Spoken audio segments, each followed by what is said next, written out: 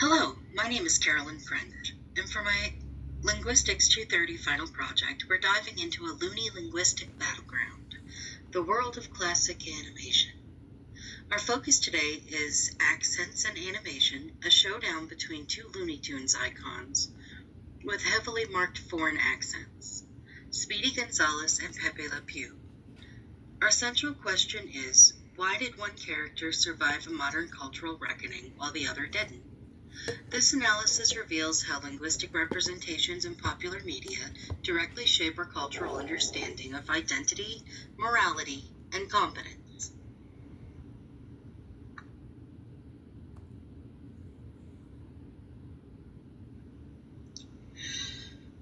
Now let's start with a contemporary perspective from comedian Gabriel Iglesias, who speaks directly to the cultural importance of these characters in this next clip. I found it ironic that they hired the slowest Mexican to play the fastest. You know? And 2 weeks after I get this part, I come to find out that they're trying to cancel Speedy Gonzales. I'm sure some of you heard that they came after two cartoons. They came after Pepe Le Pew and Speedy. Now, Pepe, I understand. He's a little tacky. You know, but he disguises it with the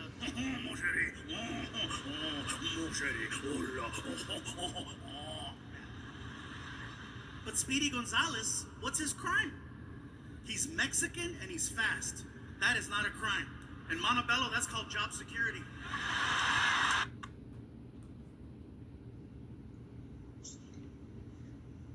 His next sentiment, shared by a generation of viewers, introduces the core conflict of our study. For years, both characters were seen as harmless, but today their fates are radically different. We're looking at a clear case of different linguistic representations having diverging cultural impacts. When cancel culture came for these two icons, Speedy Gonzales outran it and Pepe Le Pew was run over by it. This is the essential paradox.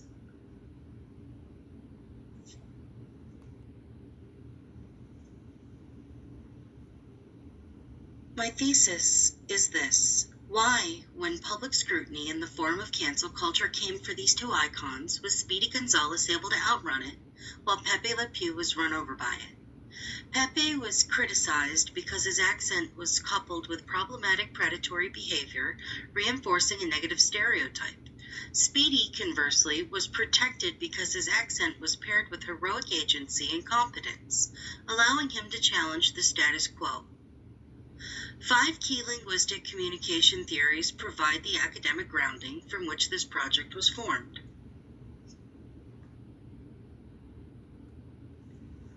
We begin our analysis with Pepe, who embodies a negative linguistic trope. This is best understood through the research of DeBrow and Gidney in their work The Good, the Bad, and the Foreign. Their key finding is that in children's animated media, foreign accents are disproportionately assigned to villains or antagonists. This creates a cognitive link in young audiences. Foreignness equals badness or untrustworthiness. Pepe's heavy, exaggerated French accent was not merely a quirk, it was an embedded marker of his unwelcome behavior, the constant aggressive harassment of Penelope Pussycat.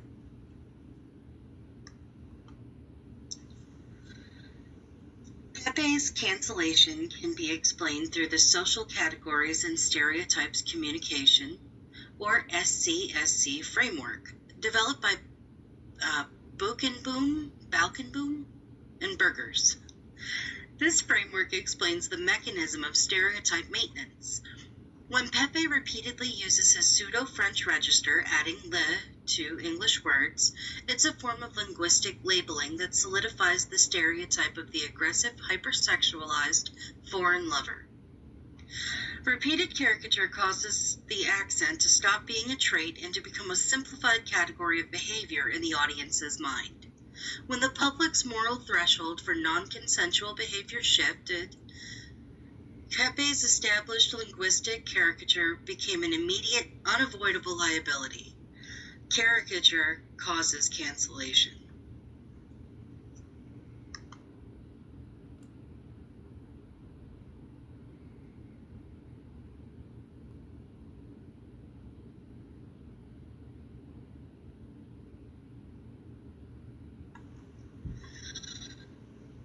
Pepe Le Pew's linguistic profile. Pepe's linguistic profile shows his language essentially acts as a shield for his non-consensual aggression. His language included a pseudo-French register where he added le to English words like le sigh and le skunk, and he used flowery romantic language to mask his aggression. The character's failure to adapt linguistically and behaviorally meant that when the audience applied modern moral standards, his exaggerated linguistic identity confirmed his place as the aggressive foreigner, and he was effectively retired from new media.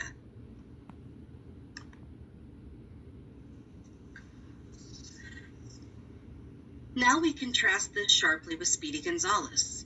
Speedy's success is rooted in the concept of language as information, as discussed by Valeriani.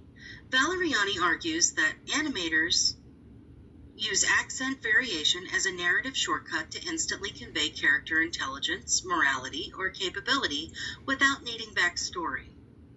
With Speedy, his lightning-fast Spanish-English mix signals wit, agency, and athletic superiority. His speed is intrinsically tied to his language, making him a perpetual victor who outsmarts American counterparts like Sylvester.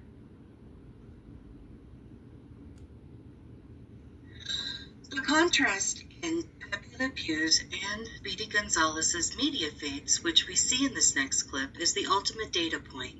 Pepe is canceled and removed. Speedy, after initial scrutiny, is defended and reinstated. He has been cancelled. He was set to appear in Space Jam 2 and his scene has been axed. So he was going to be in the movie touching the arm of one of the major characters, a human character. He was going to reference his longtime girlfriend, Penelope Pussycat, and say that she's got a restraining order against him. But she wasn't his girlfriend, by the way. She was his unwilling target. She was the victim. Wouldn't it be better to, instead of cancelling him from the movie, have him in the movie sort of learning and growing and That's what they had. The scene that they had in the movie with Pepe Le Pew was supposed to be him getting like slapped by a woman at a bar when he tries to hit on her, and LeBron comes in and gives him a lecture about consent and that it's not cool to get grabby with women. It got cut when a new director was brought in, so we don't know if he cut it for time or because he had objections to the content. That's right. This victorious representation is key when we apply the critical discourse analysis, or CDA framework from Source. CDA examines how language reinforces or challenges power structures. In Speedy's case, his accent functions to challenge stereotypes.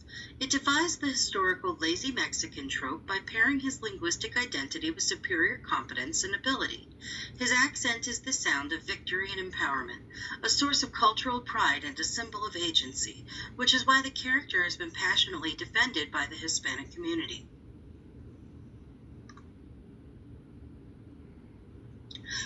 This next clip from Gabriel Iglesias further reinforces how Speedy is viewed as a positive role model.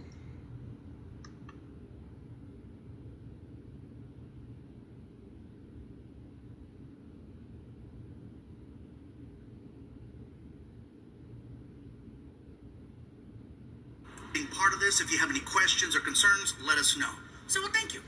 We have a question for you. I said, okay. How do you feel about the voice of Speedy Gonzales? I said, well, what do you mean? Well, you know, some people find him to be a little stereotypical. What are your thoughts? I said, well, you have not met my family. I cannot speak for all brown people, but I can tell you that me personally, in my house growing up, Speedy Gonzales was not viewed in a negative way. As a matter of fact, he was the only form of representation we had growing up. It was him and the little bumblebee on The Simpsons.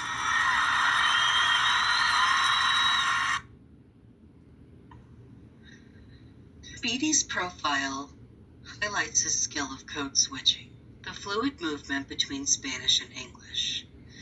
This is not just a joke.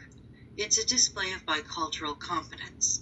His language confirms his status as a clever, capable hero who uses his unique linguistic identity as a source of power rather than by being defined negatively by it.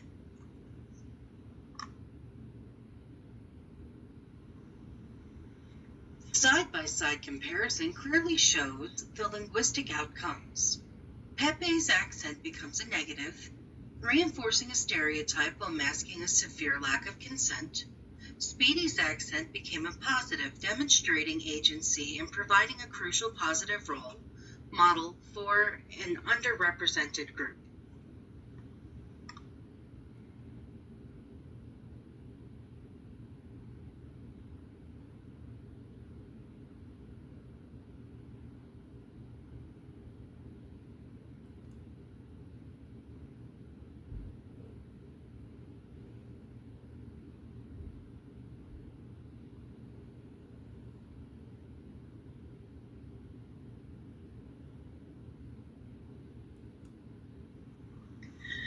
Now, the difference between Speedy and Pepe boils down to this final concept. Pepe Le Pew's characterization is an example of accent discrimination, Terry Guzan, where listeners judge morality and identity based on accent.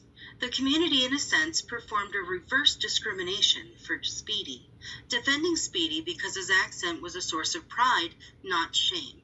Ultimately, Pepe was judged as problematic because his accent was linked to predation, while Speedy was judged as empowered because his accent was linked to capability.